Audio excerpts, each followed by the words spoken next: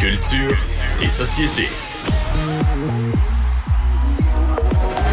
Tant que mes yeux s'ouvriront, je chercherai dans l'horizon la brèche qui s'ouvre sur mes décombres, la lueur dans les jours plus sombres. Tant que mes pieds marcheront. Les Cowboys Fringants, vraiment un des groupes chouchous des Québécois qui nous a fait passer, Anaïs, par toute une gamme d'émotions, notamment cet été. Je garde un souvenir incroyable des témoignages, moi, que j'ai eu de gens qui ont assisté à leur performance tout au long de l'été, entre autres au Festival d'été de Québec. On a eu des nouvelles du chanteur Carl Tremblay, qu'on sait atteint par un cancer.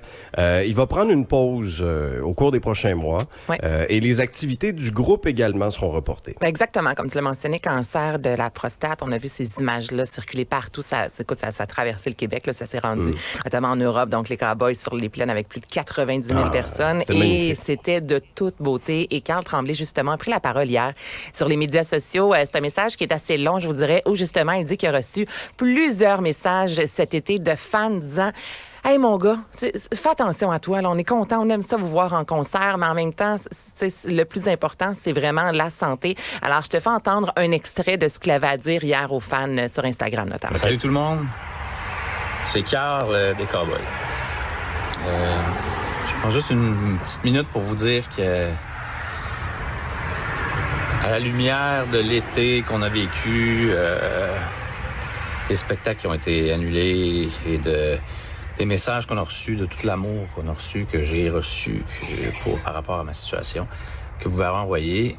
Et il y a beaucoup de messages aussi qui disaient: prends soin de toi, Carl, prends un break, occupe-toi de ta santé et de ta famille.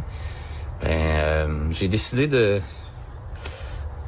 vous écouter, de m'écouter aussi, de prendre un break. Donc, on va annuler l'automne, nos spectacles de l'automne, pour que je puisse me concentrer sur mes traitements, ma remise en forme, ma recharge.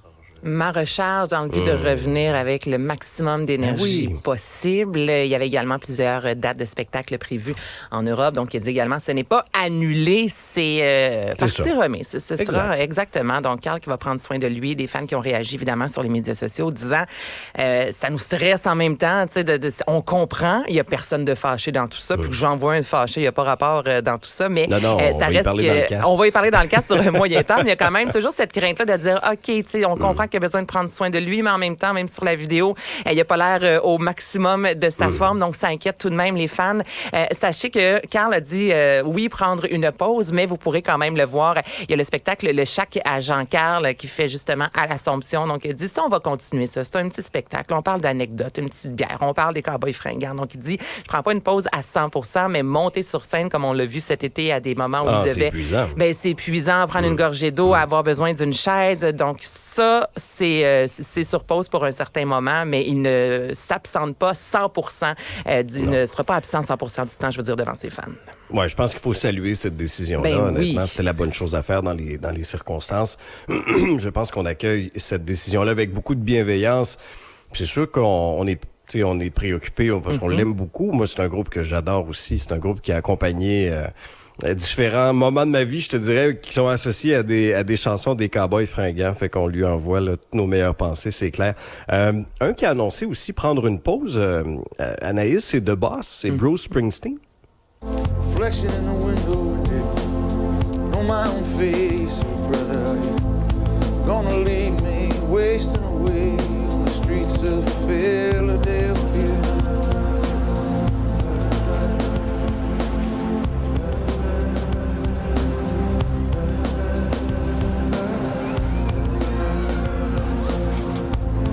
Bruce Springsteen, Alexandre, qui vient de célébrer son 74e anniversaire, le 7 septembre dernier, avait annulé ses concerts pour le mois, disant souffrir d'un ulcère gastro-duodénal. Et l'annonce a été faite hier, disant je reporte le tout à 2024. Donc, il y a des traitements qu'il va devoir subir, et ce, plus tard dans l'année. Donc, c'est la raison pour laquelle il ne pourra monter sur scène. On a vu des vidéos de lui dans les dernières semaines où il était justement pas au maximum de sa forme sur scène, assez essoufflé. Donc là, les fans encore producteurs-là s'inquiétaient.